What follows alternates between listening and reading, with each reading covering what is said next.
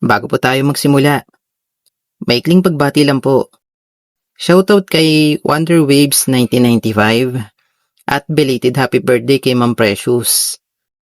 Bale, yun lang po. Start na po tayo.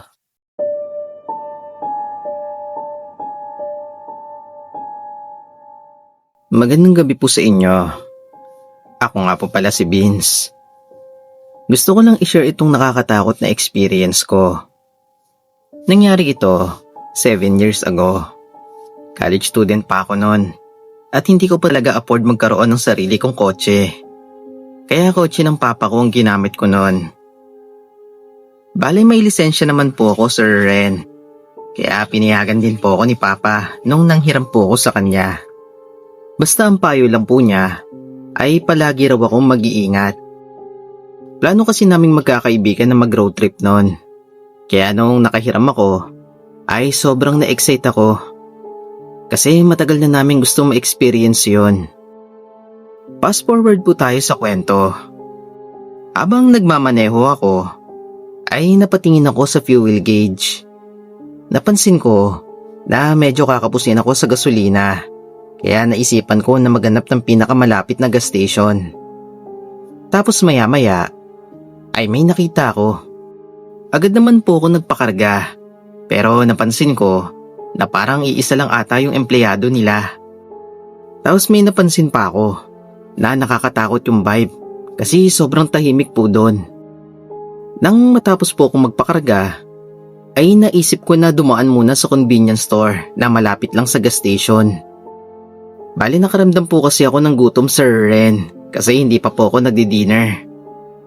Pero pagpasok ko pa lang po doon, ay may naramdaman na akong kakaiba. Medyo madilim po kasi sa loob, pero hinayaan ko na lang po. Kahit na medyo creepy talaga yung loob ng vibe ng store, naisip ko na baka siguro luma talaga yung store nila. Habang nag-iikot ako sa aisle, ay kumuha ako ng sandwich at maiinom. Tapos nag-ikot pa ako sa loob nun. Naghanap pa ako ng mga pwede kong kainin. Habang nag-iikot ako, Sir Ren, ay may naamoy akong sampagita. Bigla po ako napahinto nun saglit at hinanap ko po kung saan nanggagaling yung amoy. Pero wala naman po ako nakikitang bulaklak sa paligid. Naisip ko na hindi naman siguro air freshener ng store yun. Medyo natatawa pa ako sa isip ko. Kasi ba't naman nila maiisip na ganun yung pabango ng store? Kaya hinayaan ko na lang po yun. Pero nang papunta na ako sa store, ay naamoy ko ulit.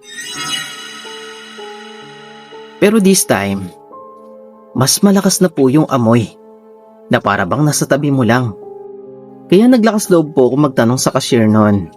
Kako sabi ko sa cashier, "Boss, may naamoy ka bang sampagita?" Tinignan niya po ako na parang nagtataka. Tapos sabi niya, ay wala naman daw siyang naaamoy. Bigla po ako nakaramdam ng hiya nun. Baka kasi isipin niya na weird ako. So ginawa ko na lang po nun ay ngintian yung cashier at sinabi na baka nagkataon lang. Matapos po nun ay binayaran ko na lang yung mga nakuha ko at mabilis na po akong lumabas ng store. Nang makalabas na po ko, ay nawala rin po yung amoy ng sampagita. Naglalakad po ako papalapit sa kotse ko noon, nang maisipan kong saglit na lumingon sa store. Pero paglingon ko, ay may nakita akong batang babae sa loob ng pinto ng store. Nakatayo po siya, tapos hawak po yung kumpol ng sampagita. Nang tiningnan ko ng maigi, ay napansin ko na wala siyang mga mata. Nanindig ang mga balahibo ko sa takot. Hindi ko alam kung nakikita niya ba ako. Pero alam ko na nakaharap siya sa kung nasaan ako. Halos may statwa ako sa kinatatayuan ko noon, Sir Ren. Pero nilakasan ko ang loob ko at agad akong tumakbo papunta sa kotse. Pinaandar ko agad yung kotse kahit na sobrang nangangatog ng mga binti ko sa takot. At sa sobrang takot ko, ay agad ako nagmaneho paalis ng gas station. Habang sa kalagitnaan ako ng biyahe, ay naiisip ko pa rin yung nakita ko. Pero buti na lang, ay naging kalmado rin ako. Mga ilang minuto lang ay tumawag yung tropa ko at tinanong kung nasaan na daw ako. Nung sasagot na sana ako, para bang may narinig akong nagsalita nun. Tapos ang sabi, "Kuya, tulungan mo ko." Halos mabitawan ko yung phone ko na hawak ko sa sobrang takot ko nun. Kasi naisip ko na yung boses na narinig ko ay di galing sa phone, kundi sa backseat ng kotse. Dahan-dahan akong tumingin sa rearview mirror. Pagtingin ko, ay nandun yung batang babae na nakita ko sa convenience store.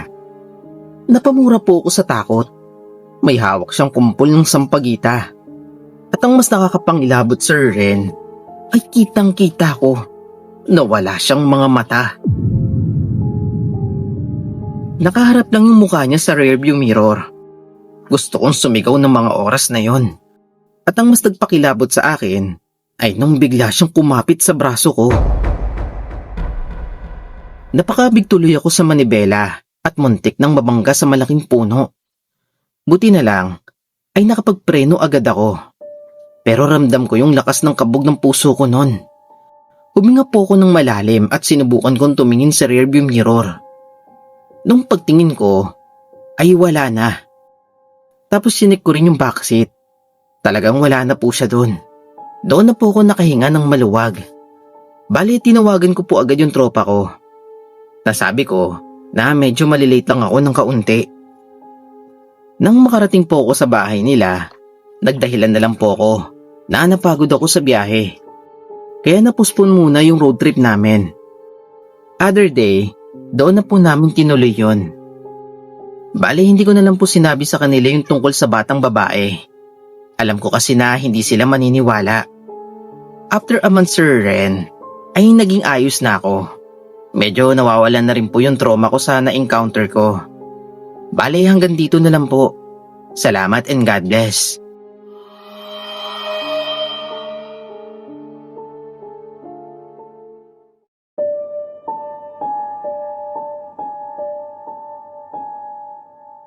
Itago niyo na lang po ako sa pangalang Kiko, Boss Ren.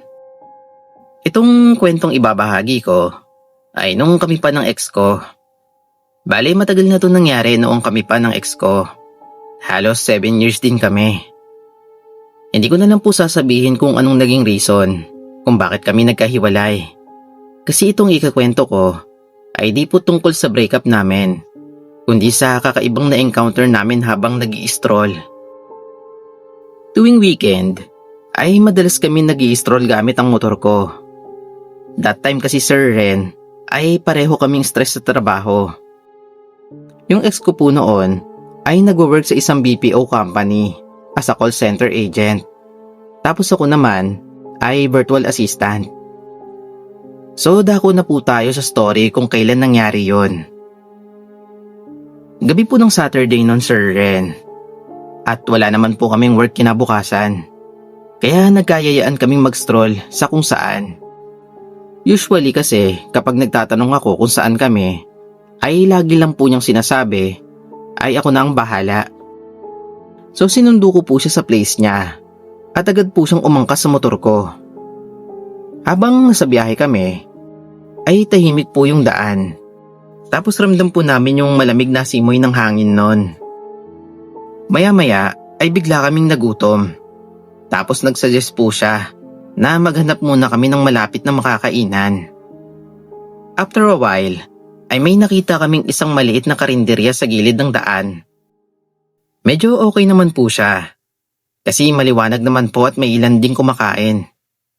Tapos napansin ko na may ilan din nakaparada sa karinderya. Kaya pinark ko rin yung motor ko. Pagbaba namin, ay nagtingin-tingin kami ng pwedeng kainin. Nang makapili na po yung ex ko ng kakainin niya, ay umorder na rin po ako. Bigla pong nagsalita yung tindera. At ang sabi, na kung may napansin ba raw kami sa dinadaanan namin. Nagkatinginan po kami ng ex ko. Tapos nagtaka po kami. Sumagot po yung ex ko noon. Sabi niya na kung anong ibig sabihin ng tindera. Sumilip muna sa labas ng tindahan yung tindera bago nagsalita nun. Sabi niya, "Hindi naman sa tinatakot ko kayo. Pero mag-iingat kayo ha. Minsan kasi may nagpapakita roon na aswang." Medyo natawa po ko nun sa isip ko. Kasi anong year na at may mga ganun pa palang kwento. Ginawa na lang po namin ay nginitian po yung matanda. Tapos tinakala na po kami ng pagkain. Nung naserve na po yung pagkain, ay nagkwentuhan kami habang kumakain nun. Tapos nagplano kami ng next namin na gagalaan. Matapos namin kumain, ay lumabas na kami ng karinderya at sumakay na agad ako sa motor habang angkas ang ex ko. Pero bago kami makaalis nun, ay nakita ko na parang nag-aalala yung tindera. Hinayaan ko na lang. Naisip ko na baka siguro nagmamalasakit lang sa amin. Habang nasa kalagitnaan kami ng biyahe, may napansin po kong kakaiba. Na may malaking anino na sumusunod mismo sa kalsada. Hindi naman po siya anino ng puno o poste. Para po siyang napakalaking ibon na lumilipad sa ibabaw namin. Napatingin po ako sa salamin ng motor, pero wala naman po akong nakita. Kaya tinanong ko po yung ex ko. Sabi ko sa kanya na kung may napansin ba siya. Hindi po siya agad sumagot. Tapos ay bigla po siyang tumingala. Nagulat ako kasi bigla siyang sumigaw na ang sabi, bilisan ko daw yung takbo ko sa motor. Kaya na-curious po ko kung ano yon. Kaya tumingala rin ako.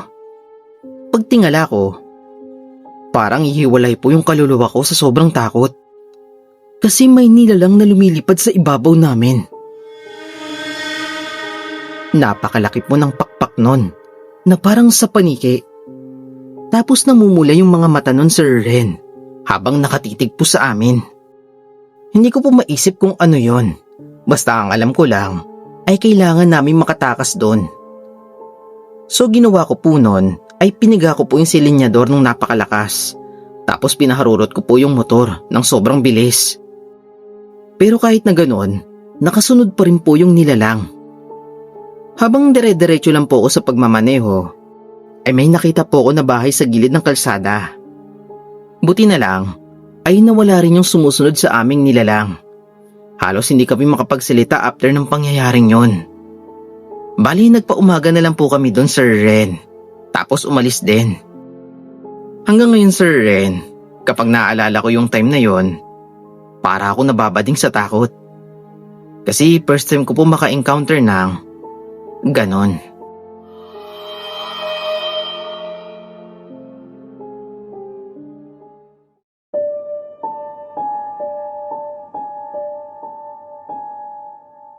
Matagal na po ako nakasubaybay sa channel nyo.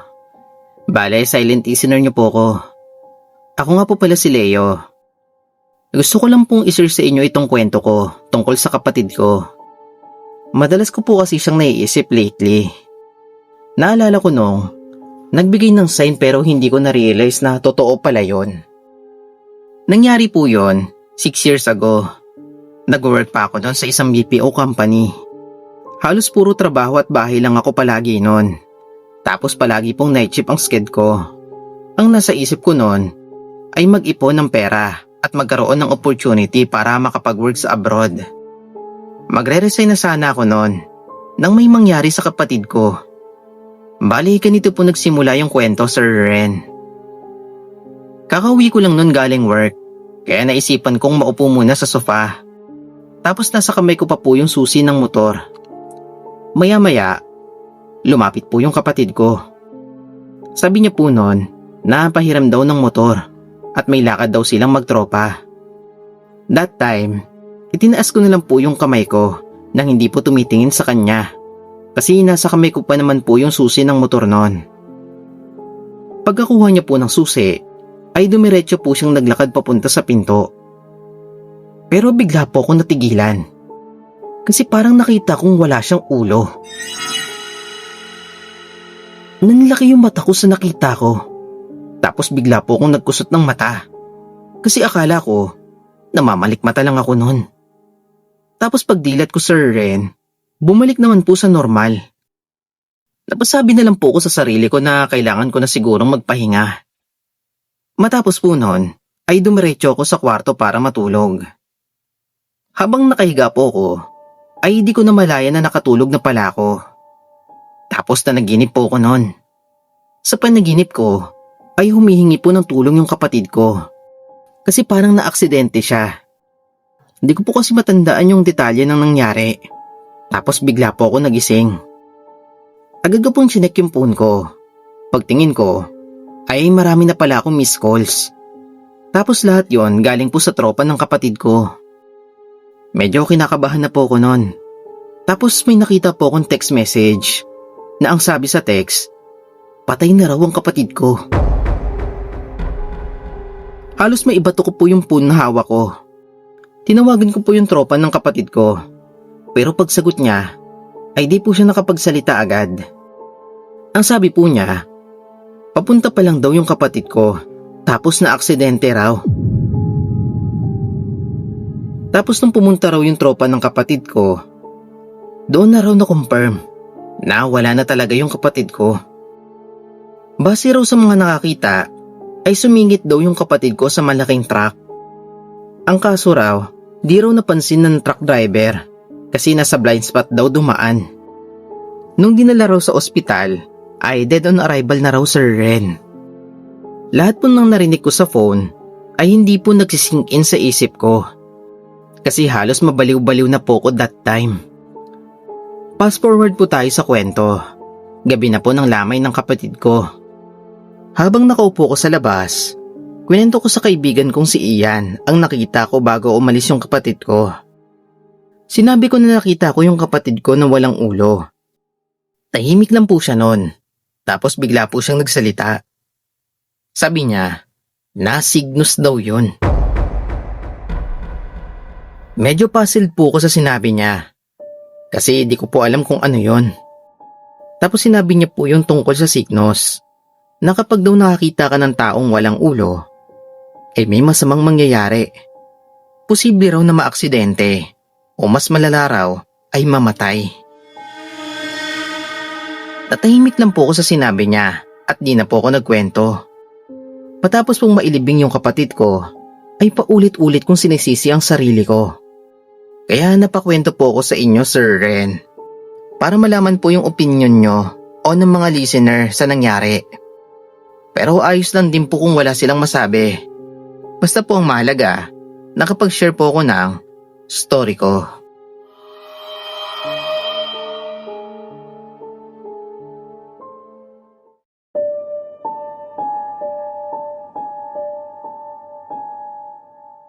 Matagal na ako nagtatrabaho bilang taxi driver at sanay na ako sa iba't ibang pasahero. Pero may nakakatakot ako na karanasan na gusto kong ibahagi sa inyo. Kasi hanggang ngayon, hindi ko to makalimutan. Nangyari ito 10 years ago. Gabi na ng mga oras na yon at nasa biyahe pa ako. Tapos may pasahero ako at tahimik lang akong nagmamaneho. Habang nasa daan kami, may isang pickup car na biglang nag-overtake sa amin. Medyo mabilis po yung takbo niya, kaya napansin ko po agad yon. Pero ang mas nakakuha ng atensyon sa akin ay yung nasa likod ng pickup. Kasi may nakatayong batang lalaki. Nakatalikod po siya. Nakasuot ng puting damit at nakashorts. Medyo nagtaka ako. Kasi bakit hinahayaan lang yung bata sa likod? Gabi na ng mga oras na yon at delikado yon. Naisip ko na baka madisgrasya pa yung bata. Kaya ang ginawa ko, Sir Ren, ay binusinahan ko yung driver para mapansin ako. So gumilid po yung kotse. Huminto rin po ako sa tabi niya at binaba ko po yung bintana. Kako sabi ko sa kanya, boss, pasensya na ha. May bata kayong nakasakay sa likod eh. Tiningnan ako ng driver. Tapos sabi niya, na anong bata raw? Kako sabi ko sa kanya na may nakatayong bata sa likod ng kotse. Nagkatinginan sila nung kasama niya. Pero ang sagot niya noon ay wala naman daw siyang sakay na bata. Medyo nagtaka ako noon. Pero tinanong ko ulit na kung sigurado ba sila na wala silang naisakay na bata. Kaya ang ginawa ko ay bumaba ako ng taxi at pumunta sa likod ng pickup para tingnan yon. Pero pagdating ko doon, wala ngang tao. Wala ring bata. Walang kahit anong gamit o bagay na pwedeng pagkamalang kong tao roon. Napatigil na lang po ko noon. Inisip ko na baka dala lang ng pagod. Pagbalik ko po sa harap ng pickup, tiningnan ko ulit yung driver at yung kasama niya. Pero doon ako nangilabot, Sir Ren. Kasi nakita ko na puro dugo ang mukha nilang dalawa. Na parang galing sila sa aksidente. Napatras ako nun sa takot. Tapos kinusot ko yung mga mata ko. Kasi naisip ko na baka namamalikmata lang ako. Pero pagdilat ko ay naging normal ulit yung itsura ng dalawa. Tapos nakatitig lang sa akin yung driver na parang walang nangyari. Hindi ko na alam kung anong sasabihin ko kaya bumalik na lang ako sa taxi. Tapos humingi ako ng pasensya sa abala sa pasahero ko. Tumingin po yung pasahero ko sa akin. Tapos tinanong niya ako kung ayos lang ba ako. Tapos nagtanong din siya kung ano bang nangyari. Bali nakwento ko sa kanya yung nakita ko. Tahimik lang siya habang nakikinig. Pero pagkatapos kong magsalita, bigla po siyang tumingin sa akin. Tapos sabi niya na nakita niya rin yung bata kanina. Nanilamig ako sa narinig ko. Kaso nga lang daw, yung nakita niya is hindi raw yung gaya ng nakita ko. Kasi sabi niya na yung batang nakita niya ay hindi nakaputing malinis na damit. Purong dugo raw ang suot ng bata. Hindi raw yun gumagalaw. Nakatayo lang daw yun sa likod ng pickup habang nakatingin sa amin. Matapos noon ay pareho kaming natahimik hanggang sa makarating kami sa bababaan niya. Pagkababa niya po noon, nagpasalamat po siya at agad na umalis. Hanggang ngayon, Sir Ren, iniisip ko kung ano ba talaga yung nakita ko. Kung patay na ba yung tao sa loob ng pickup o pati yung bata.